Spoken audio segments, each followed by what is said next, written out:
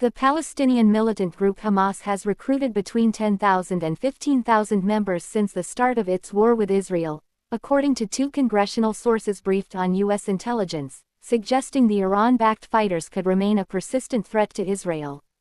The intelligence indicates a similar number of Hamas fighters have been killed during that period, the sources said. The latest official U.S. estimates have not been previously reported. Hamas and Israel began a ceasefire on Sunday after 15 months of a conflict that has devastated the Gaza Strip and inflamed the Middle East.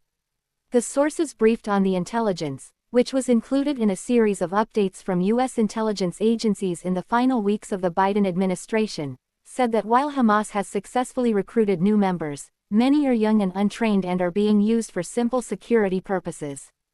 The U.S. Office of the Director of National Intelligence declined to comment. On January 14, then-President Joe Biden's Secretary of State Antony Blinken said the United States believed Hamas had recruited almost as many fighters as it had lost in the Palestinian enclave, cautioning that this was a recipe for an enduring insurgency and perpetual war. He did not provide further details about the assessment, but Israeli figures have put the total militant death toll in Gaza at around 20,000. Each time Israel completes its military operations and pulls back, Hamas militants regroup and re-emerge because there's nothing else to fill the void, Blinken said. Both Israel and the United States brand Hamas a terrorist group. Asked for comment, a Hamas official said he was checking with the relevant parties in the group. Hamas armed wing spokesman Abu Ubaidah said in July that the group had been able to recruit thousands of new fighters. In the days since the ceasefire, Hamas has shown itself to be deeply entrenched in Gaza despite Israel's vow to destroy the militant group. The territory's Hamas-run administration has moved quickly to reimpose security measures and to begin restoring basic services to parts of the enclave, much of which has been reduced to wasteland by the Israeli offensive. Since the start of the war, American officials have not said publicly how many fighters Washington believes Hamas has lost, only noting that the group has been significantly degraded and has likely lost thousands. Warnings of a continued threat. U.S. officials have issued similar warnings since Hamas' October 7, 2023, attack on Israel in which 1,200 people were killed and more than 250 were taken hostage, according to Israeli tallies. More than 46,000 people have been killed in the Israeli assault that followed, according to Palestinian health authorities whose figures do not differentiate between civilians and combatants.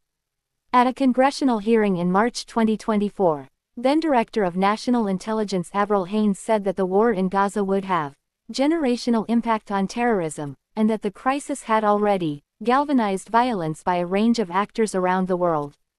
Gathering exact data on Hamas is notoriously difficult because of a lack of verifiable intelligence from inside Gaza and because the group's recruitment and training efforts are fluid.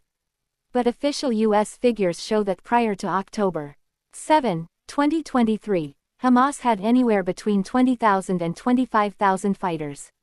Asked on Wednesday about Blinken's comments, Israel's UN Ambassador Danny Danon acknowledged Hamas recruitment efforts but played down the threat.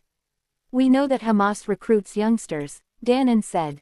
"But even if they recruit youngsters, they don't have the weapons or the training facilities. So basically, yes, you can incite those youngsters against Israel, but they cannot become a terrorist, because you cannot equip them with weapons or rockets." Following the ceasefire, Israeli troops have begun to move back from some of their positions inside Gaza. The second phase of the ceasefire deal could bring about a permanent end to the fighting. The terms of that phase still need to be negotiated. In his resignation speech on Tuesday, Lieutenant General Herzi Halevi, Israel's military chief, said Hamas had been severely damaged and that most of the group's military commanders had been killed.